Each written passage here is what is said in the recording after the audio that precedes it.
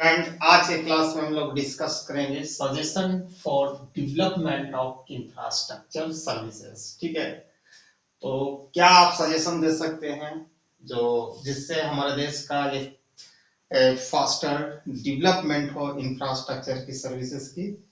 तो इसमें कुछ सजेशन को प्रेजेंट किया जा सकता है। मैं वन बाय वन डिस्कस करूंगा काफी सिंपल भाषा में।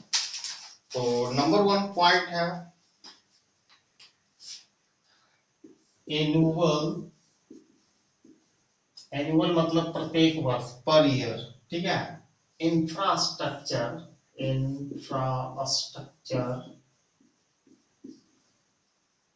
Budget should be presented. ठीक है, along with the line of railway budget, general budget, उस तरह इंफ्रास्ट्रक्चर की बजट होनी चाहिए। और ये कंसिस्ट होना चाहिए एनुअल पॉलिसी, क्या हमारा साल भर में कितना इंफ्रास्ट्रक्चर को डेवलपमेंट करना है, किस एरिया में करना है, उसका प्रोग्रेस रिपोर्ट होनी चाहिए, कितना प्रगति हुआ है। और इसके अतिरिक्त रिस्पॉन्सिबिलिटी या अकाउंटेबिलिटी आपको असाइन करना पड़ेगा जो कंसर्न इंफ्रास्ट्रक्चर डिपार्टमेंट, जैसे रेल, रोड, एनर्जी, जो भी है उसको आपको रिस्पॉन्सिबिलिटी भी देना पड़ेगा कि आपका इतना टारगेट है भैया, इतना आप में हम फंड दे रहे हैं, तो इतना फंड को आप किस तरह इतना टारगेट अचीव करना पड़ेगा। अगर कोई जो कंसर्न डिपार्टमेंट या कोई अथॉरिटी अगर वो फेल हो जाए अचीव करने से, तो उस पर डिसिप्लिनरी मतलब action should be taken against them, या तो मतलब है कि उनको हटाकर किसी दूसरे को लगाना चाहिए। तो ये है। इसके अतिरिक्त इससे हमारा क्या होगा कि हमारा ये इनवाइट करेगा या हमारी फोकस और अटेंशन जाएगा इंफ्रास्ट्रक्चर के फास्टर डेवलपमेंट पर।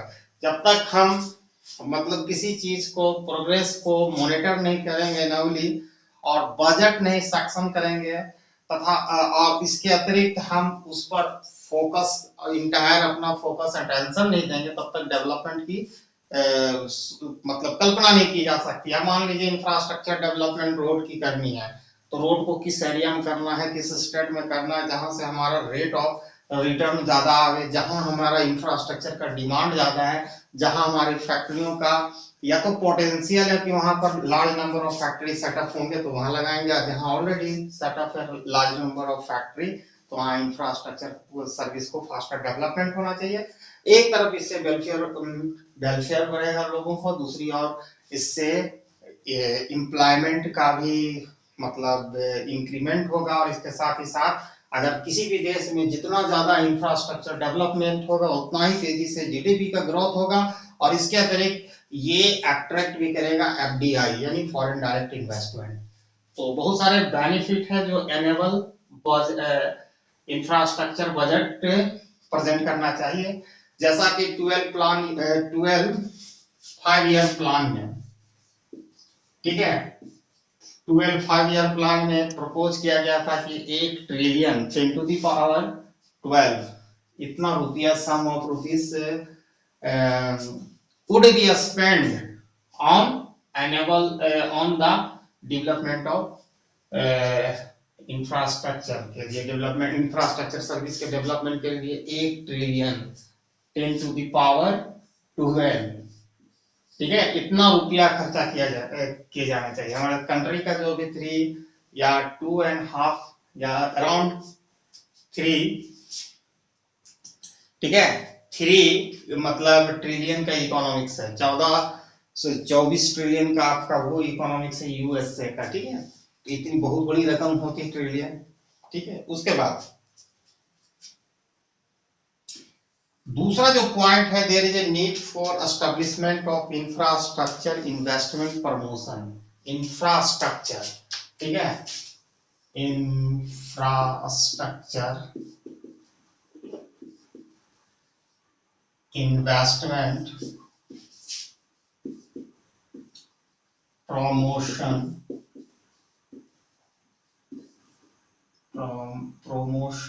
बोर्ड। अब ये क्या है, थोड़ा सा म्यूट कर लीजिएगा। There is a need for setup या establishment of infrastructure investment promotion board along with the line of foreign investment promotion board. जिस तरह हम लोग फॉरेन एफडीआई, जो फॉरेन इन्वेस्टमेंट को अट्रैक्ट करने के लिए, उसको हम इनकरेज करने के लिए एक सेपरेट हम बोर्ड बनाए हैं जिसका नाम है फॉरेन इन्वेस्टमेंट प्रमोशन बोर्ड। उसी तरह इंफ्रास्ट्रक्चर को इन्वेस्टमेंट प्रमोशन बोर्ड की जरूरत है जो अट्रैक्ट कर सके प्राइवेट प्लेयर से इन्वेस्टमेंट के लिए for development of our infrastructure services. अब इसमें क्या है ये आइडेंटिफाइड करेगा, ये चीजों को खोजेगा कि कौन सा इंफ्रास्ट्रक्चर हमारे नेशनल इंपॉर्टेंस का है। ये लैंड इन्वायरमेंटल जो ऑब्स्टेकल आता है फॉर डेवलपमेंट ऑफ इंफ्रास्ट्रक्चर, तो वहां पर ये क्लियरेंस देगा, मॉनिटरिंग करेगा प्रोग्रेस, कितना प्रोग्रेस कर रहा है, क्या कर रहा है।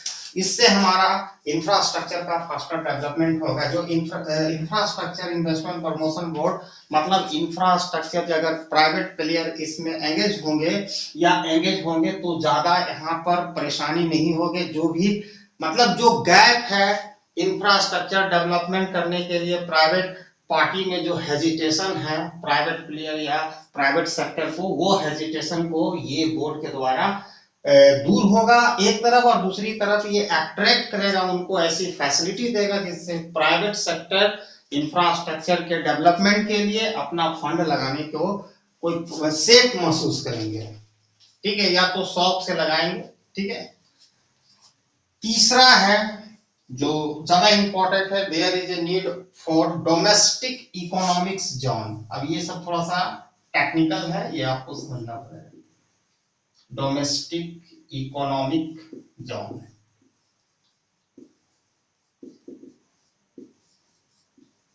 ठीक है।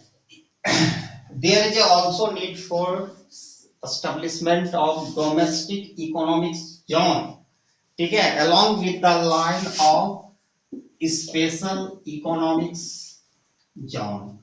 अब स्पेशल इकोनॉमिक्स जोन को आप समझोगे तब यहाँ पर समझने में दिक्कत होगा। स्पेशल इकोनॉमिक्स जोन का मतलब होता है कि किसी पार्टिकुलर एरिया में जो कंट्री का रेस्ट नियम और कानून है बिजनेस के लिए और भी चीज के लिए, यहाँ नहीं चलेगा। यहाँ उससे बेटर स्पेशल फैसिलिटी दिया जाता है। आप एक एग्जांपल से समझ सकते हैं।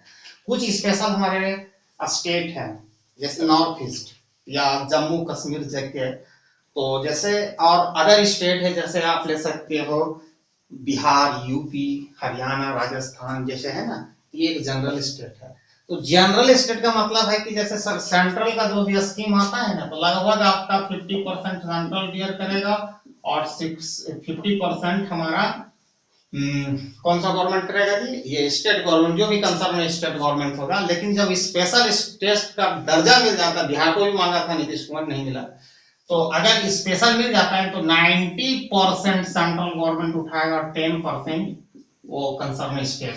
उसी तरह यहाँ पर बहुत सारे फैसिलिटी स्पेशल इकोनॉमिक्स जोन में दिया जाता है जिससे फास्टर डेवलपमेंट होती है बिजनेस में, एक्सपोर्ट में, ठीक है। फिर रॉ मटेरियल इंपोर्ट करना हो तो बहुत सारा फैसिलिटी दिया जाता है। अगर उसी लैंड पर डोमेस्टिक इकोनॉमिक्स जोन जो इंफ्रास्ट्रक्चर के डेवलपमेंट के लिए एक स्पेशल पैकेज तैयार किया जाएगा, जहां पर इंफ्रास्ट्रक्चर के डेवलपमेंट के जितना भी प्रमोशनल प्रोग्राम है, जैसे आपको टैक्स रेट टैक्स कम देना पड़ेगा इसके सर्विसेज में, बहुत सारी चीज है। आपको बेसिक इंफ्रास्ट्रक्चर जो जरूरत है, रिक्वायरमेंट है, वो गवर्नमेंट के द्वारा दिया जाएगा। जो बहुत हैवी माने जिसमें massive very huge and massive investment की आवश्यकता है, गवर्नमेंट ने दिया। गवर्नमेंट यहाँ बहुत तरह की फैसिलिटी प्रोवाइड करेगी ताकि डोमेस्टिक इकोनॉमिक्स जोन का डेवलपमेंट हो सके, जैसा कि स्पेशल इकोनॉमिक्स जोन का ये है। एग्रीकल्चर में भी हुआ कि कुछ खास तरह के प्रोडक्ट हो जिसको हम एक्सपोर्ट कर सकें, वहां पर डेवलपमेंट के लिए सरकार एक से एक मतलब बेस्ट क्वालिटी का सीड दे रही है, फर्टिलाइजर दे रही है, उसकी जमीन को मतलब दिया गया है और बहुत सारे फैसिलिटी दी रही है। इससे प्रॉब्लम क्या होता है, एक तरफ हमारा तो फॉरेन अर्निंग बढ़ता है, साथ ही साथ हमारे देश में जो सबसे बड़ा basic problem India is facing right now is the problem of unemployment को भी सॉल्व करता है और ये जीडीपी ग्रोथ में भी हमारा बहुत बड़ा कंट्रीब्यूटर बनता है। ठीक है, तीसरा पॉइंट हो गया। चौथा पॉइंट, एक इंडिपेंडेंट रेगुलेटरी होना चाहिए। इंडिपेंडेंट स्वतंत्र जिसको कहते हैं, कोई गवर्नमेंट की बात नहीं सुनेगा। हम दोनों लिखे हैं, पब्लिक एंड प्राइवेट सेक्टर दोनों पर ये इक्वल ध्यान माने आंख रखे, मॉनिटरिंग करे, अगर कोई गलत कर रहा है तो उसको हटा दे उस सर्विस से, या उसको पनिश करे, डिसिप्लिनरी एक्शन लिया जाए उसके अगेंस्ट में, और साथ ही साथ ये टेक केयर करे, लुक आफ्टर करे द प्रोग्रेस ऑफ इंफ्रास्ट्रक्चर, जो डेवलपमेंट हो रहा है, कंस्ट्रक्शन हो रहा है, इसके साथ साथ ये taking care of interest of the consumer of infrastructure service का जो इस्तेमाल कर रहे हैं उनके कंज्यूमर का इंटरेस्ट हितों को ही रक्षा करना काम होगा। इंडिपेंडेंट रेगुलेटरी होना चाहिए। अब देखो रेगुलेटरी, अब यहाँ पर है कि इंफ्रास्ट्रक्चर सेक्टर में अगर प्राइवेट हो या whether private and public sector doesn't matter, यहाँ इंडिपेंडेंट रेगुलेटरी होना चाहिए। अगर गवर्नमेंट सेक्टर भी एंगेज है या कंस्ट्रक्शन या प्रोवाइडिंग ऑफ इंफ्रास्ट्रक्चर सर्विसेज, अगर they are not providing as per expectation of the consumer, ठीक है, कंज्यूमर के एक्सपेक्टेशन पर नहीं कर रहे हैं तो उस पर भी कार्रवाई होनी चाहिए। तथा तो और प्राइवेट सेक्टर के साथ भी यही नियम लागू होना चाहिए, ठीक है। और साथ ही साथ एट एनी कॉस्ट में किसी तरह का कॉम्प्रोमाइज नहीं होना चाहिए interest of the consumer of infrastructure services, चाहे टेलीकम्युनिकेशन हो या रोड हो, रेलवे हो, ठीक है। और इसका पांचवा जो पॉइंट है PSU, इसको कहते हैं पब्लिक सेक्टर यूनिट, या आप कह सकते हो सरकारी इंडस्ट्रीज। जैसे हमारा BSNL था, रेलवे था नहीं, अभी भी है, 5% गया है मात्र। PSU अब लिमिटेड दिखाएगा रेलवे, जहां पे 100% शेयर हो, यहाँ पर 100% जो ओनरशिप होगा गवर्नमेंट का होगा PSU में, ठीक है। कुछ इसमें अगर आप कुछ शेयर बेच देते हैं 5% तो ये लिमिटेड हो जाएंगे, ठीक है, पब्लिक और प्राइवेट दोनों पार्ट्स में बढ़ जाएगा। तो PSU का मतलब होता है पब्लिक सेक्टर यूनिट यानी इंडस्ट्रीज, ठीक है। और भी जरूरत है हमें सेटअप करने के लिए जो एंगेज हो construction of the basic infrastructure services. अगर बेसिक इंफ्रास्ट्रक्चर सर्विसेज नहीं होगा तो ये एक तरफ तो प्राइवेट सेक्टर तो लगाएगा ही नहीं पैसा। अब मान लो कोई भी चीज का, आप मान के चलो रेलवे को ही प्राइवेटाइजेशन कर रहे, तो वो भी बहुत सारे जब मशीन वगैरह बनाएगा, या आप उसको कैटरिंग की जिम्मा दे रहे हो या कैंटीन की जिम्मा दे रहे हो पूरे अक्रॉस द कंट्री में, तो उसको चाहिए भाई बेसिक इंफ्रास्ट्रक्चर, उसका रूम वगैरह बनाना चाहिए। अब रेले चलाएगा, रन करवाएगा कोई एक पर्टिकुलर ट्रेन, तो उसके लिए उसका रेल लाइन चाहिए, ब्रॉड वाला चाहिए, ताकि ज्यादा लोग पैसेंजर बैठ सके। तो ये सब है। और इसके अतिरिक्त इसमें सबसे बड़ी बात है कि PSU जरूर एंगेज होना चाहिए construction of the basic infrastructure services, जो इनपुट के काम करे। देखो जो हमारा गवर्नमेंट जो प्रोवाइड करता है इंफ्रास्ट्रक्चर सर्विस किया करना चाहिए, वो इनपुट हो किसके लिए, हमारे लिए फाइनल आउटपुट न दे, पहले गवर्नमेंट इनपुट दे। जैसे हम रेल ट्रैक बैठा दिए भैया, प्लेटफॉर्म का बना दिए हैं, ठीक है, आप मैनेजमेंट करो, इसको अच्छा दो, ठीक है, और एक तरफ कॉस्ट भी मतलब आपको माने हम दे दिए, ठीक है। अब इसका मतलब नहीं पब्लिक का वेलफेयर को कटिंग करो, मतलब कहने का मतलब है कि जो पब्लिक सेक्टर हमारा गवर्नमेंट का काम है भैया इनपुट प्रोवाइड करे किसके लिए, प्राइवेट सेक्टर के, या प्राइवेट सेक्टर उस इनपुट को कन्वर्ट करके आउटपुट डायरेक्ट वो फाइनल कंज्यूमर को दे, ठीक है। कहने का मतलब है कि गवर्नमेंट का काम है बेसिक जो इंफ्रास्ट्रक्चर की चीजें हैं वो बनाने की काम है, उसके बाद वो प्राइवेटाइजेशन कर सकता है। जैसे बहुत सारे रेल का डब्बा जिसको कहते हैं, बोगी कहते हैं ना, वो सब बनाने के लिए प्राइवेट सेक्टर को देना चाहिए, नहीं कि पूरे रेलवे दे देना चाहिए, ठीक है।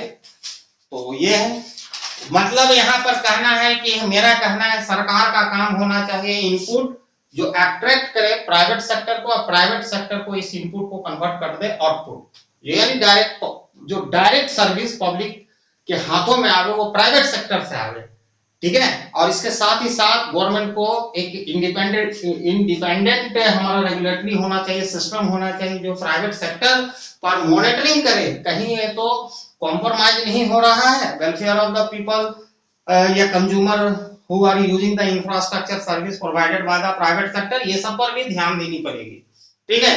कहीं एलिमेंट ऑफ मोनोपोली तो जनरेट नहीं हो रहा है, अगर हो रहा है तो मोनोपोली रेगुलेटरी एक्ट वगैरह बनाना चाहिए, फॉर्मुलेट करना चाहिए, इंप्लीमेंट करना चाहिए, ठीक है। उसके बाद एक बहुत ही इंपॉर्टेंट पॉइंट आता है ट्रिपल P, ये ट्रिपल पी होता है पब्लिक प्राइवेट पार्टनरशिप, ठीक है, पब्लिक प्राइवेट पार्टनरशिप मॉडल, जो काफी सक्सेसफुल इसका स्टोरी है इन रोड कंस्ट्रक्शन में, एयरलाइन में आप देख ही रहे हो, ठीक है।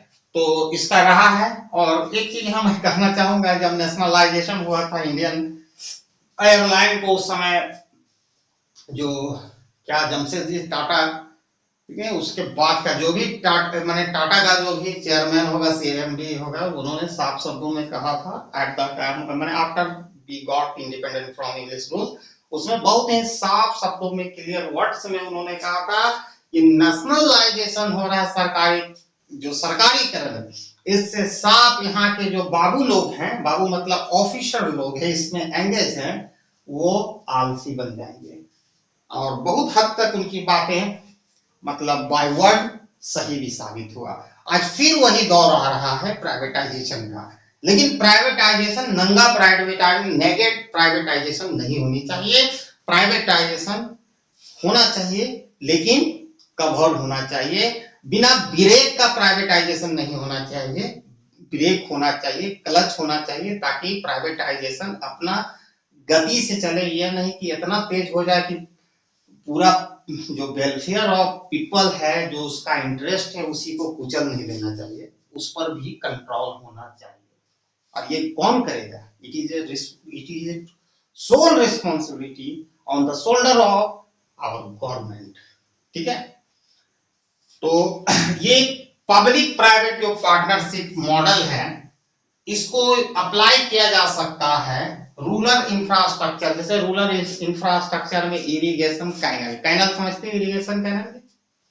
Yes sir.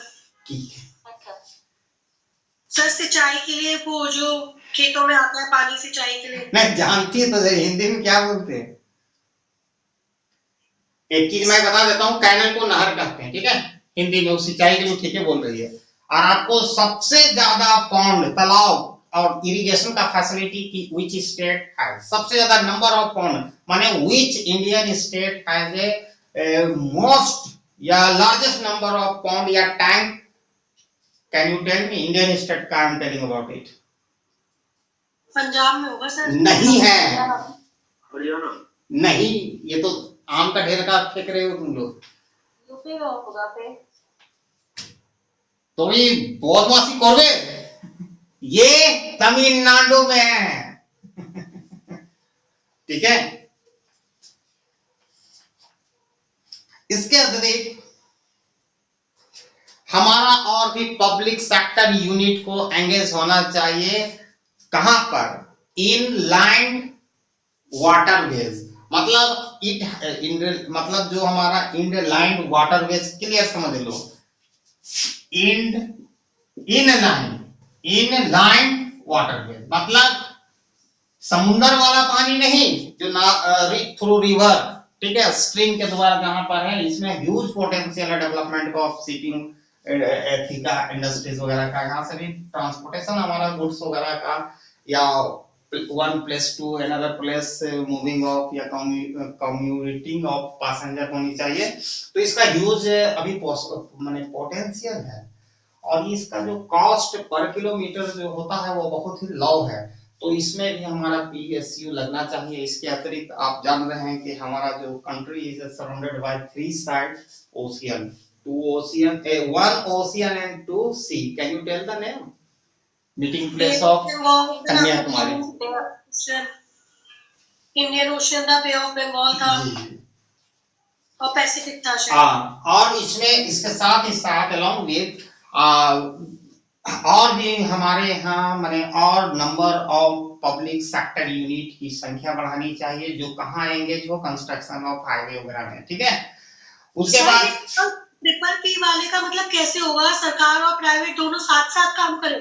जी, हम अभी मैंने बहुत इंपॉर्टेंट चीज बोला कि सरकार का काम होना चाहिए इनपुट दे, मतलब जैसे क्या करना चाहिए, मैनेजमेंट देना चाहिए उसको प्राइवेट सेक्टर के, आप इफिशियंसी लाओ, यानी कि पूरा चीज होना चाहिए। अगर आपका ये प्राइवेट सेक्टर अच्छा काम नहीं कर रहा है, उसको पनिश कर देना चाहिए, हटा देना चाहिए। जो अच्छा काम कर रहा है उस पर रेट ऑफ टैक्सेशन जो इनकम होती है उसको कम लगाइए, पॉल्यूशन फ्री मोड होना चाहिए, बहुत सारे इन्वायरमेंट वगैरह, बहुत सारे पैरामीटर फॉर जज किया जाएगा। इसलिए कि आंख मूंद के सरकार को भरोसा करना चाहिए किसी भी प्राइवेट सेक्टर में। और फाइनल पॉइंट है, there is also need for mass transit.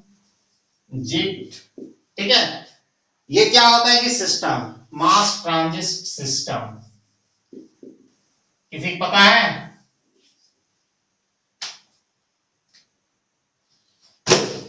ये देखो, मास ट्रांजिस्टिक सिस्टम एक ऐसा सिस्टम है जिसमें हम यहाँ पे आपको मिलेगा कि कम से कम एटलीस्ट टॉप जो हमारा बिग सिटीज में ये फैसिलिटी होना चाहिए। मास ट्रांजिस्टिव सिस्टम क्लियर है। मास मतलब लार्ज नंबर, ट्रांजिस्टिव मतलब transportation of one place to another place, large number of passenger हो एक डिस्टेंस से दूसरे डेस्टिनेशन तक काफी नंबर ऑफ ट्रेन को चलाना चाहिए और इसके लिए अलग रूट की प्रोवाइड होना चाहिए।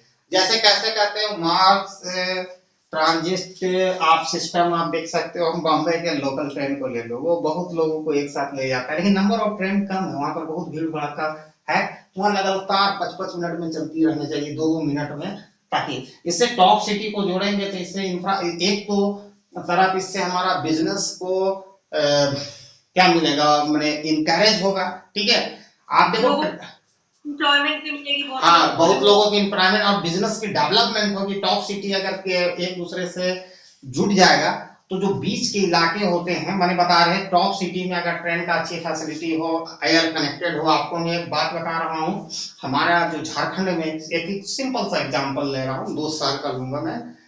रांची से बहुत बड़ा डिस्ट्रिक्ट है, आपको मालूम होना चाहिए, वो जमशेदपुर है।